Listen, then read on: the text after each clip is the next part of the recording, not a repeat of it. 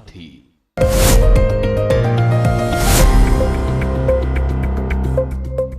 नमस्कार, के न्यूज की खास स्पेशल रिपोर्ट में आपका स्वागत है। मैं हूं मनोज मानस। आज हम फिर हाजिर हैं देश की कुछ खास और अहम खबरों के साथ। आज हम सबसे पहले बात करेंगे चौंकाने वाले घटनाक्रम जगदीप धनखड़ के इस्तीफे की। सेहत, साजिश या सियासत, सच क्या, ये हम खास रिपोर्ट में जानेंगे। एक सवाल यह भी कि क्या जो कुछ जगदीप धनखड़ के मामले में सामने आया है, यह सब कुछ राजी खुशी हुआ? धनखड़ का विपक्ष के प्रति उदार होना तो कारण नहीं है। खैर, चलते चलते बात म्यांमार में आई आपदा के दौरान, ऑपरेशन ब्रह्मा के दौरान रेस्क्यू ऑपरेशन में एनडीआरएफ के बड़े योगदान और टीम को मिले सम्मान की। तो चलिए अब चलते हैं खबरों के विस्तार में।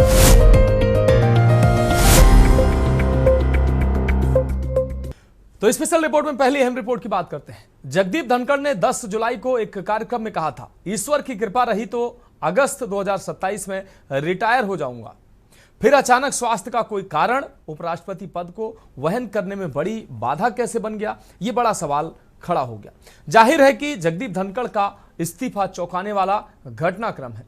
74 साल के धनखड़ का कार्यकाल 10 अगस्त 2027 तक था। ये खास रिपोर्ट देखिए। जगदीप धनखड़ का सफर। धनखड़ का जन्म 18 मई 1951 को राजस्थान के झुंझुनू जिले के किठाना में हुआ था। सिविल सर्विसेज परीक्षा पास की थी, लेकिन आईएएस बनने के बजाय उन्होंने वकालत का पेशा चुना। 11 अगस्त 2022 में भारत के 14वें उपराष्ट्रपति बने जगदीप धनखड़, और धनखड़ ने विपक्ष की मार्गरेट अल्वा के खिलाफ जीत हासिल की थी। जगदीप धनखड़ ने अपनी राजनीति की शुरुआत जनता दल की थी। 1989 में झुंझुनू से सांसद बने। 1989 से 1991 तक बीपी सिंह और चंद्रशेखर की सरकार में उन्हें केंद्रीय मंत्री भी बनाया गया। 1991 में लोकसभा चुनाव में जनता दल ने धनखड़ का टिकट काट दिया तो कांग्रेस में शामिल हो गए। अजमेर के किशनगढ़ से कांग्रेस पार्टी के टिकट पर 1993 में चुनाव लड़ा और विधायक बने। 2003 में उनका कांग्रेस से मोह भंग हुआ और वे कांग्रेस छोड़कर भाजपा में शामिल हो गए। 30 जुलाई 2019 को पश्चिम बंगाल के राज्यपाल बने। सेहत, साजिश या सियासत, सच क्या? राष्ट्रपति को लिखे त्याग पत्र में धनखड़ ने पद छोड़ने की वजह स्वास्थ्य बताया था। विपक्ष इस्तीफे पर सवाल कर रहा है, कह रहा है कि इसकी वजह कुछ और है। कांग्रेस के मुताबिक 21 जुलाई को दोपहर 12:30 बजे के करीब जगदीप धनखड़ ने राज्यसभा की कार्य मंत्रणा समिति यानी कि पीएसी की अध्यक्षता की और इस बैठक में सदन के नेता जेपी नड्डा और संसदीय कार्य मंत्री किरेन रिजिजू समेत ज्यादातर सदस्य मौजूद थे। थोड़ी देर की चर्चा के बाद तय हुआ कि समिति की अगली बैठक शाम 4:30 बजे होगी। शाम 4:30 बजे जगदीप धनखड़ की अध्यक्षता में समिति के सदस्य दोबारा बैठक के लिए इकट्ठा हुए। सभी नड्डा और रिजिजू का इंतजार करते रहे, लेकिन वे नहीं आए। सबसे हैरानी की बात तो यह थी कि धनखड़ को व्यक्तिगत रूप से यह नहीं बताया गया था कि दोनों मंत्री बैठक में नहीं आएंगे। स्वाभाविक रूप से उन्हें इस बात का बुरा लगा और उन्होंने पीएसी की अगली बैठक टाल दी। विपक्ष का कहना है कि इससे साफ है कि सोमवार दोपहर 1 बजे से लेकर के शाम 4:30 बजे के बीच जरूर कुछ गंभीर बात हुई होगी, जिसकी वजह से जेपी नड्डा और किरेन रिजिजू ने जानबूझकर शाम की बैठक में हिस्सा नहीं लिया। जगदीप धनखड़ का इस्तीफा उनके बारे में बहुत कुछ कहता है, साथ ही यह उन लोगों की नीयत पर भी गंभीर सवाल खड़ा करता है जिन्होंने उन्हें उपराष्ट्रपति पद तक पहुंचाया था। देखिए, कारण उन्हीं को मालूम, उससे कुछ हमारा लेना देना नहीं। सरकार जाने और उन्हों जाने, तो इसमें हमारा कोई कहने का मकसद ही नहीं है, क्योंकि ये उनकी इच्छा है और गवर्नमेंट की इच्छा है कि उनको स्वीकार करना नहीं करना, वो सब उनकी बात है, हमारा कोई इससे वास्ता नहीं है। तब सबसे पहले तो मैं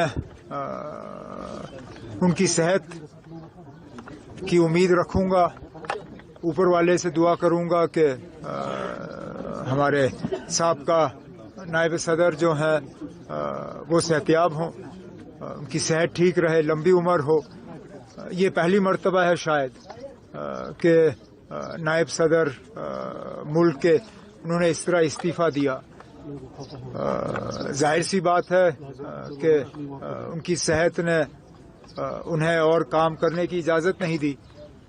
अब चलिए उम्मीद करते हैं कि अब इसके बाद जो बनेगा वो इस कुर्सी और इस दफ्तर के साथ सही माने में इंसाफ करेगा।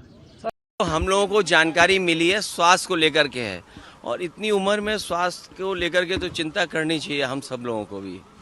इतना जब उम्र हो जाती है तो कई बार स्वास्थ्य को लेकर के चिंता करनी चाहिए। 11 दिन में ही बदल गया धनखड़ का प्लान। जगदीप धनखड़ 11 दिन पहले तक 5 साल के कार्यकाल को पूरा करने की बात कर रहे थे। 10 जुलाई को ही जगदीप धनखड़ दिल्ली में जवाहरलाल नेहरू विश्वविद्यालय के एक कार्यक्रम में शामिल हुए थे और इस दौरान उन्होंने कहा था कि मैं सही समय पर अगस्त 2027 में भगवान की कृपा रही तो सेवानिवृत्त हो जाऊंगा। उनका कार्यकाल 10 अगस्त 2027 तक था। इस लिहाज से उपराष्ट्रपति के तौर पर धनखड़ 5 साल के कार्यकाल को पूरा करने की बात कर रहे थे, लेकिन सोमवार को उन्होंने इस्तीफा दे दिया। सब कुछ राजी खुशी हुआ। वहीं आपको बता दें कि उपराष्ट्रपति पद से इस्तीफा देने के बाद जगदीप धनखड़ का यह कहना है कि वो विदाई भाषण भी नहीं देंगे। अटकलों का बाजार गर्म रहा है, मतलब साफ नजर आने लगा है कि कहीं न कहीं सब कुछ राजी खुशी नहीं हुआ है। वही राजनीतिक गलियारों में चर्चा है कि जो कांग्रेस बात पर जगदीप धनखड़ के व्यवहार की शिकायत करती थी और उन्हें पद से हटाने के लिए अविश्वास प्रस्ताव तक ले आई थी, अब धनखड़ के त्याग पत्र से व्यथित है। वहीं एक पहलू ये भी है कि धनखड़ के पीछे चट्टान की तरह खड़ी रही भाजपा के नेता अब उनके इस्तीफे पर कोई प्रतिक्रिया नहीं दे रहे हैं। यहाँ तक कि सोशल मीडिया पर ही सही उनकी सेहत की बेहतरी के लिए भी कोई पोस्ट नहीं लिखा गया। पहले उपराष्ट्रपति जिनके खिलाफ महाअभियोग लाया गया। संसदीय लोकतंत्र के इतिहास में धनखड़ पहले उपराष्ट्रपति रहे जिनके खिलाफ दिसंबर 2024 महाभियोग प्रस्ताव लाया था। हालांकि बाद में तकनीकी कारणों से महाभियोग खारिज हो गया था। विपक्ष धनखड़ पर पक्षपात का आरोप लगाता रहा। विपक्ष का दावा है कि वह सिर्फ विपक्ष की आवाज व उनके सांसदों द्वारा उठाए गए सवालों को दबाते हैं। धनखड़ के पीछे कार्यकाल को देखें तो कई अहम पदों पर रहे हैं और लेकिन वे अपना कार्यकाल पूरा करते नहीं देख पाए। विपक्ष के प्रति उदार होना तो कारण नहीं। फिलहाल कयास लगाए जा रहे हैं कि विपक्ष के प्रति अचानक आवश्यकता से अधिक उदार हो गए थे। खास तौर पर उन्होंने जस्टिस वर्मा पर महाभियोग चलाने का विपक्ष का प्रस्ताव स्वीकार किया। अंदर खाने चर्चा है कि यह बात सरकार को हजम नहीं हो पा रही थी। वहीं धनखड़ जुडिशरी को लेकर पिछले काफी समय से बयानबाजी करते रहे हैं। कहा जा रहा है कि वे जस्टिस वर्मा पर महाभियोग चलाने की कार्रवाई का चेहरा बनते जा रहे हैं। विपक्ष ने इस बारे में नोटिस स्वीकार करवाकर इस कार्रवाई के क्रेडिट को अपने पाले में कर लिया था, जबकि सत्ता पक्ष को कोई खबर ही नहीं लगी। धनखड़ की चर्चित बयान 2022 में कहा था, ममता सरकार का एक खास वर्ग को ही मदद देती है और बंगाल को लोकतंत्र का गैस चैम्बर बताया था। संविधान का अनुच्छेद 142 पर ऐसा परमाणु मिसाइल बन गया है जो लोकतांत्रिक ताकतों के खिलाफ न्यायपालिका के पास 24 घंटे मौजूद रहता है। जज के घर कैश मिलने पर कहा था, अब समय आ गया है कि कीड़ों से भरे डब्बे और कंकालों से भरी अलमारी को सार्वजनिक किया जाए। ट्रंप के दावे पर बोले थे, दुनिया में ऐसी कोई ताकत नहीं जो भारत को ये निर्देश दे सके कि उसे अपने मामलों को कैसे संभालना है। धर्मांतरण पर कहा, देश में शुगर कोटेड फिलॉसफी बेची जा रही है। सनातन विष नहीं फैलाता, सनातन स्वशक्तियों का संचार करता है। किसी भी संविधान की प्रस्तावना उसकी आत्मा होती है। भारत के अलावा दुनिया के किसी भी देश की संविधान की प्रस्तावना में बदलाव नहीं हुआ। धनखड़ के बाद अब कौन? देश में बिहार के सीएम नीतीश कुमार सबसे आगे। कांग्रेस नेता शशि थरूर के भी नाम खूब चर्चा में। आरिफ मोहम्मद खान का भी नाम आगे है। रेस में जेडीयू सांसद हरिवंश नारायण सिंह को भी पसंद बताया जा रहा है। बता दें कि इस बात की चर्चा काफी गर्म है कि जगदीप धनखड़ बीएससी की मीटिंग में राज्यसभा में नेता सदन जेपी नड्डा और संसदीय कार्य मंत्री किरेन रिजिजू की गैर मौजूदगी से नाराज थे। जैसा कि ये मालूम कि सोमवार को 2 बार बिजनेस एडवाइजरी कमेटी की मीटिंग हुई थी, लेकिन उसका कोई नतीजा नहीं निकल पाया था। वहीं कांग्रेस ने बीएससी की मीटिंग में जेपी नड्डा और किरेन रिजिजू के न आने पर सवाल उठाए। उपराष्ट्रपति जगदीप धनखड़ के इस्तीफे को बिहार विधानसभा चुनाव से जोड़ा जा रहा है और कहा जा रहा है कि धनखड़ के इस्तीफे की पटकथा पहले ही लिखी जा चुकी थी। सदन में जेपी नड्डा ने कहा था कि मेरे शब्द रिकॉर्ड में दर्ज होंगे और यह सीधे तौर पर चेयर का अपमान था। मतलब साफ था कि किसी भी तरह धनखड़ चाहते थे कि महाभियोग की प्रक्रिया राज्यसभा में शुरू हो जाए। उन्होंने आगे बढ़कर एक संयुक्त समिति की गठन और नियमों के अनुसार आगे की कार्रवाई की भी बात कही। उनकी सक्रियता में कहीं भी यह नहीं लग रहा था कि वो बीमार हैं या मंगलवार को उपस्थित नहीं रहेंगे। उन्होंने अपने अंतिम संबोधन और उपस्थिति में भी अपने स्वास्थ्य का या इस्तीफा देने की ऐसी कोई भी किसी अन्य इरादे की ओर इशारा नहीं किया था। स्पेशल डेस्क के न्यूज़ इंडिया।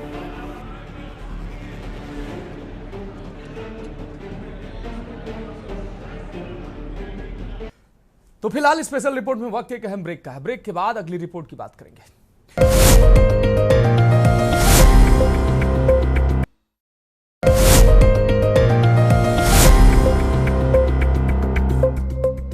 तो स्पेशल रिपोर्ट में अब अगली रिपोर्ट की बात करेंगे।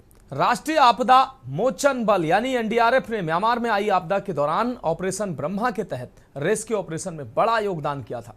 आपको बता दें कि एनडीआरएफ को म्यांमार की जमकर सराहना भी मिली है, मेडल और सम्मान भी मिला है। एनडीआरएफ की टीम को सम्मानित किया गया। यह अहम रिपोर्ट देखिए। आपको बता दें कि एनडीआरएफ की टीम के सभी 80 सदस्यों और टीम में शामिल डॉग को मेडल देकर सम्मानित किया गया है। गाजियाबाद एनडीआरएफ की 8वीं बटालियन के सभागार में आयोजित सम्मान समारोह कार्यक्रम में डीजी एनडीआरएफ पीयूष आनंद के साथ एनडीआरएफ के आईजी और अन्य अधिकारियों ने टीम के सभी सदस्यों को म्यांमार द्वारा जारी किए गए मेडल और प्रशस्ति पत्र देकर सम्मानित किया। राष्ट्रीय आपदा प्रबंधन देश में जहां आपत्ति के समय में काम आती है, वहीं अब विदेशों में भी भारतीय गौरव बढ़ा रही है। ऐसे में ऑपरेशन ब्रह्मा जो एक महत्वपूर्ण था, जो म्यांमार में एक भीषण त्रासदी आई थी, उसमें एनडीआरएफ की टीम जो गई थी वहां पर काम किया और उसकी सराहना अब म्यांमार सरकार भी कर रही है। हमारे साथ मौजूद हैं डीजी एनडीआरएफ पीयूष आनंद जी, जिनसे बात करेंगे कि किस तरह की समस्याएं सामने आई और किस तरह वहां एक चुनौती, क्योंकि दूसरा देश, दूसरी भौगोलिक स्थिति, तमाम तरह की परिस्थिति होती है। सर, सबसे पहले जानना चाहेंगे जो भीषण त्रासदी थी, एनडीआरएफ की सराहना भी है, लेकिन किस तरह की चुनौती आपके सामने थी, किस तरह आपने काम किया? देखिए, मैं ये बताना चाहूँगा कि 7.7 मैग्नीट्यूड का वो अर्थक्वेक आया था और उसके अलावा जब हमारी टीम वहाँ गई तो उसके बाद आफ्टर शॉक्स बहुत ज़्यादा मात्रा में वहाँ आए थे। तो जैसे ही वहाँ उनकी गवर्नमेंट ने रिक्वेस्ट किया तो माननीय प्रधानमंत्री जी ने टीमें यहाँ से भेजने का निर्देश दिया।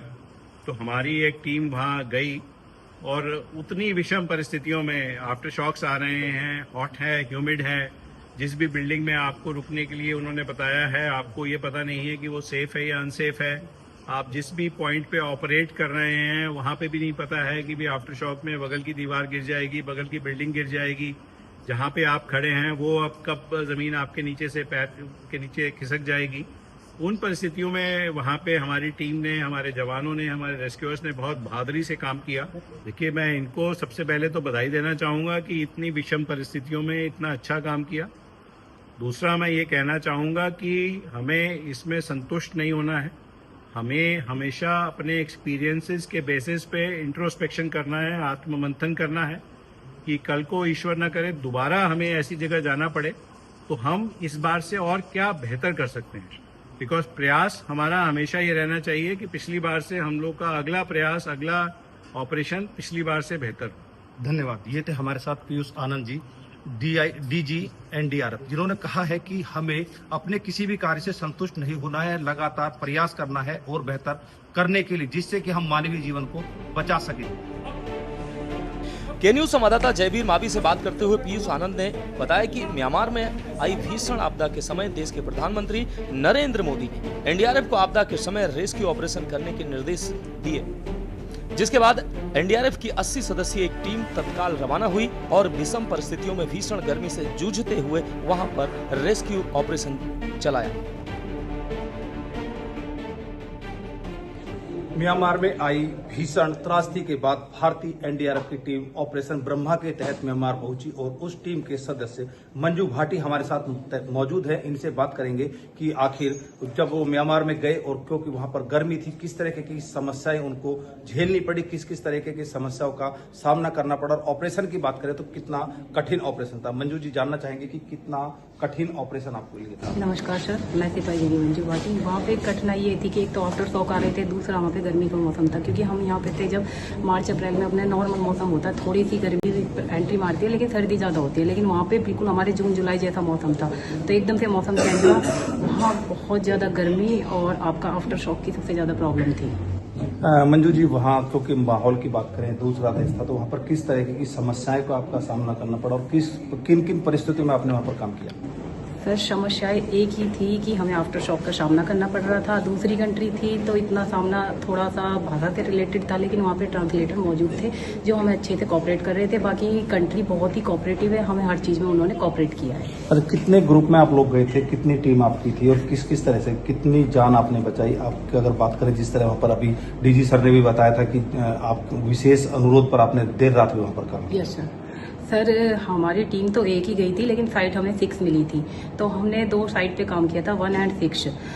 1 पे हमारे साथ थे संजीव साहब, हमारे टीम कमांडर, और 6 पे थे हमारे ललित साहब। तो 6 टीम पे हुआ था कि जैसे ही हमारा लास्ट डे था और ऑपरेशन खत्म होने वाला था, उस दिन क्या हुआ था, 2 लेडीज नहीं मिल रही थी, पूरी डेड बॉडी कवर हो चुकी थी उस साइड पे 26। तो बोला 2 डेड बॉडीज और है, तो उन्होंने, उनकी जो लेडीज थी, उन्होंने बोला कि हमें प्लीज अपनी महिलाओं से मिलाइए। तो हमें हमारे कमांडर के साथ उनके पास ले जाया गया और उन्होंने हमसे रिक्वेस्ट की, प्लीज, जो उनका ट्रांसलेटर था उसने हमें बताया कि ये बोल रही है, प्लीज हमारी नानी और बहन है, आप उन्हें निकाल दीजिए, हमें पता है वो डेथ हो चुकी है, लेकिन हमारी डेड बॉडी के साथ कुछ भावनाएं जुड़ी हुई होती है और हमें वो अपना, जैसे धार्मिक से रिलेटेड होता है, मोमडन है, तो हमें उनका अंतिम संस्कार करना है इस तरीके से। तो हमने फिर अपना काम 7:30 हो गए थे, उसके बाद भी किया। आप कैसे यहाँ पे, तो उन्होंने बोला कि हम लोगों को, आप लोगों पे इतना विश्वास है, हमने न्यूज में देखा, हमने सब कुछ देखा, जैसे आप डेड बॉडी निकाल रहे हो, अगर आफ्टर शॉक कुछ भी आता है, आप लोग हमें जल्दी से जल्दी रिकवर कर लोगे, हम मरने से बच जाएंगे। उनका हम पे इतना विश्वास था। जी,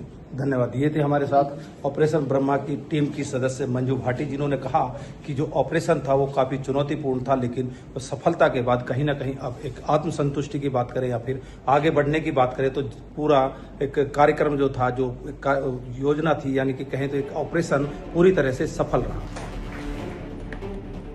आपको बता दें कि ऑपरेशन ब्रह्मा म्यांमार में 28 मार्च 2025 को आए विनाशकारी भूकंप के बाद भारत द्वारा शुरू किया गया एक राहत और बचाव अभियान था। इस ऑपरेशन के तहत भारत ने म्यांमार को मानवीय सहायता, आपदा राहत और चिकित्सा सहायता प्रदान की थी। राष्ट्रीय आपदा फोर्स एनडीआरएफ की टीम को आज गाजियाबाद में यहाँ पर एक सम्मान कार्यक्रम किया गया था। ऑपरेशन ब्रह्मा की सफलतापूर्वक कामयाबी के बाद, क्योंकि जिस तरह से म्यांमार देश में जब भूकंप आया था तो एनडीआरएफ की टीम ने वहां पर भारतीय झंडा लहराया और सबसे ज्यादा रेस्क्यू ऑपरेशन की बात करें तो सबसे ज्यादा कामयाबी भारतीय एनडीआरएफ को मिली। राष्ट्रीय नेशनल डिजास्टर हर जगह आपदा प्रबंधन का कार्य करता है, चाहे पहाड़ी क्षेत्र हो या फिर समुद्र की बात करें, पानी की बात करें या फिर पहाड़ी क्षेत्रों की बात करें, सभी जगह पर राष्ट्रीय आपदा फोर्स यानी कि एनडीआरएफ की जो टीम है वो पूरी तरह से सफलता के साथ अपना कार्य करती है। आज यहाँ पर एनडीआरएफ के डीजी पहुंचे और एक कार्यक्रम में जो म्यांमार देश में एनडीआरएफ जो कर्मचारी, जो टीम वहां पर गई हुई थी, जिन्होंने रेस्क्यू ऑपरेशन किया और सबसे ज्यादा लगभग 67 शव निकाले थे ढूंढ करके, तो जिसको लेकर म्यांमार की सरकार ने वहां पर भारतीय जो कंपनी है इसको प्रोत्साहन के लिए वहां से इन सभी कर्मचारियों के, जो 80 कर्मचारी यहाँ से गए थे, उनके लिए मेडल्स भेजे हैं और उनको प्रशस्ति पत्र भी म्यांमार की सरकार ने दिया है, जिसको आज यहाँ पर वितरित किया गया था और तमाम जो लोग थे उनको यहाँ पर दिया गया था। वहीं म्यांमार की सफलता के बाद एनडीआरएफ प्रवीण आलोक जी ने कहा है कि जो कर्मचारी वहाँ पर गए थे उनका जो धैर्य की बात करें, उनके साहस की बात करें या जिस तरह की चुनौती, क्योंकि कार्य करती बार भी लगभग 100 बार वहाँ पर अर्थक्वेक यानी कि भूकंप के झटके महसूस किए गए थे, लेकिन फिर भी एनडीआरएफ की टीम ने वहाँ पर सफलतापूर्वक अपने कार्य को अंजाम दिया और पूरी तरह से रेस्क्यू ऑपरेशन यानी कि पूरी आपदा से तमाम जनजीवन को वहाँ से सुरक्षित करने के बाद लास्ट में अपना जो भोजन बना था उसका भी वहाँ पर भंडारा किया, लंगर लगाए और लंगर लगाने के बाद उन लोगों को वहाँ पर भोजन खिलाने के बाद भारतीय एनडीआरएफ वापसी आई। तो कहीं ना कहीं देश के साथ साथ अब विश्व में एनडीआरएफ का डंका लगातार बजता हुआ नजर आ रहा है। एनडीआरएफ की कार्यप्रणाली की बात करें तो पूरी तरह से मानवता के लिए कार्य करती है और वहीं किसी भी तरह की जब आपदा होती है तो सबसे पहले देश के प्रधानमंत्री एनडीआरएफ को ही याद करते हैं और एनडीआरएफ को उस आपदा से निपटने की जिम्मेदारी सौंपते हैं, जिसमें एनडीआरएफ की टीम पूरी तत्परता से कार्य करती है। वहीं रेस्पॉन्स टीम को लेकर बात करें तो एनडीआरएफ की टीम जल्द से जल्द अपने लक्ष्य तक पहुंचती है और वहां पर जाकर कार्य शुरू कर देती है, जिसको लेकर काफी सराहना भी एनडीआरएफ की अब होने लगी है। जयवीर मावी, के न्यूज गाजियाबाद। तो स्पेशल रिपोर्ट में फिलहाल आज के लिए मेरे साथ इतना ही। मुझे दीजिए इजाजत और आप देखते रहिए के न्यूज इंडिया।